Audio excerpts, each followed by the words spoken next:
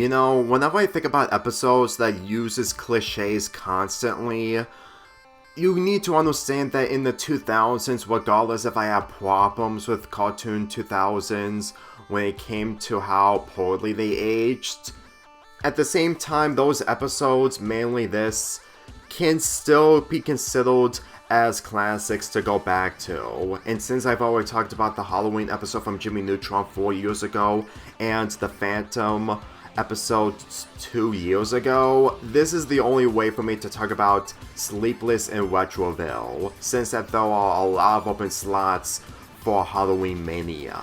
In this episode, Jimmy, Carl, and Sheen are enjoying themselves in a sleepover party with Jimmy's latest invention, the Slumberdron 9000. It can release pillows in order for the kids to do a pillow fight. It can make homemade pizza, which is something that they can do instead of ordering it. And finally, it can tell scary stories. You know, when people blame realism in this show and the fact that it's unrealistic for Jimmy to afford all this stuff, do you really expect anything like this to happen in the real world? Because for me personally, I know everything or almost everything in this show is never possible. And what I mean almost everything is mainly the fact that there may be a few aspects that can happen in the real world, but it's mainly if it's done differently, since that the show has done these methods differently. During the middle of the night, Carl is hungry for pizza, so he activates the machine, but he made it worse by combining the programs of scary stories and pizza into a pizza monster. Even though that there are other villains that are a lot more better than Pizza Monster, you have to admit that that's actually kind of hilarious to think that Carl is so hungry that he messes something so badly, and at the same time, a hilarious and terrifying villain is instantly gonna eat up Jimmy and his friends, which is somewhat ironic. I understand that people may have taken this episode somewhat less horrifying in comparison to the Phantom episode and the Halloween episode, but to be perfectly real with you, the nature of this episode is mainly of how it's a slumber party or a sleepover when it centers around the shenanigans of Jimmy's inventions. And the only difference is that Jimmy's invention didn't mess up, it's mainly Carl who messed it up, which was handled a lot more better than how he was portrayed in Carl Weezer Boy Genius. And when Hugh and Judy get into the mix, monster pillows attack them. It's actually kind of humorous considering that they're being chased by monster pillows, which in all honestly makes this episode a lot more hilarious than terrifying. Like, I did say that the pizza monster is hilarious and terrifying, but I can't say the same thing to the monster pillows because it's honestly way more hilarious than funny and terrifying. This episode was a lot more funnier the more I watched it, especially since that Sheen and Carl are helping Jimmy, since that his brain blast came into full focus, which leads to Sheen acting like a news broadcaster, which is somewhat ironic because it actually foreshadowed how he was going to portray it later on. Granted, it's a different job, but still. And Carl was saying good morning to you, which is really hilarious. It's mainly the fact that he's either terrified of being in front of a pizza monster, or it's the fact that Rob Paulsen is really enjoying this role 20 years ago. It's just a shame that he doesn't have a lot of roles nowadays, but I guess he had limitations. And to tell you the truth, when people bring up cliches, this episode really epitomizes the cliches and how to use them correctly. Mainly the ending, well, it's all a dream, and they did this joke multiple times up until the final it's all a dream joke, with the pizza monster having a bad dream.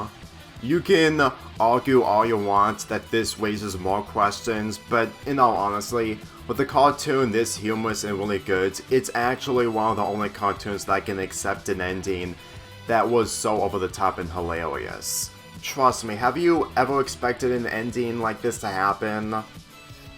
Like, answer me that. You probably wouldn't, and I'm pretty sure no one will probably have an ending that is similar to the one from this episode. To tell you the truth, this was the least revealing in comparison to the Phantom episode and the Halloween episode, which is why I scrapped this episode review in favor of the Phantom one 2 years ago.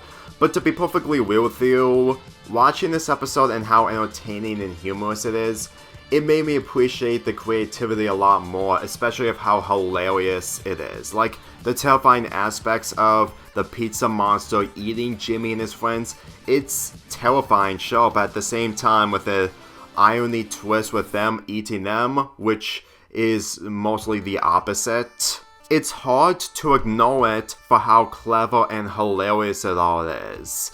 Believe me when I say this, if this type of ideal is gonna be done again, like I said before, it should probably have creative writing when it comes to doing an antagonist when it comes to sleepovers being combined into foods, because as for me personally, I don't think that's going to be a possibility. Now when it comes to other objects, that's some of a possibility, but it has to be terrifying in comparison to the pillow monsters. I know I gave other cartoons in this month so far, mainly the Camp Lazlo episode, slack, but the thing is, when I look in the writing a lot more in this episode, just as much as the Camp Lazlo episode, I can instantly tell that the execution makes this episode worthwhile in comparison. Though then again, that's mainly my opinion, like you can disagree with me all you want, but for me personally, this episode was a lot more entertaining than Camp Lazlo's Halloween episode. And the fact that this episode is the second horror episode involving Jimmy Neutron, the first being the Phantom episode. This is why I prefer cartoons like Jimmy Neutron that has better execution. Admittedly, there are other episodes that are better than this episode, but at the same time, I can sit through this episode more times than necessary, if I wanted to, that is. The only thing I like to add before wrapping up this review is that I might do one more Jimmy Neutron video by the end of this year, possibly next month. It's mainly a revisited similar to the iCarly I Meet Fred revisit that I did at the end of last month, but keep in mind, it's still a possibility. It's mainly the fact that next month's schedule involving November is probably going to be the same as September's schedule, and I don't want to get overwhelmed. The only difference is that it's a possibility I might do a revisit involving Jimmy Neutron, and I'm going to keep it as a secret until upload. Believe me when I say this, sometimes when you look back on your old videos, you have new opinions on the present in comparison to your old opinions. You'll find out once that video is uploaded if that's gonna happen. I'm giving this episode a 7.25 out of 10.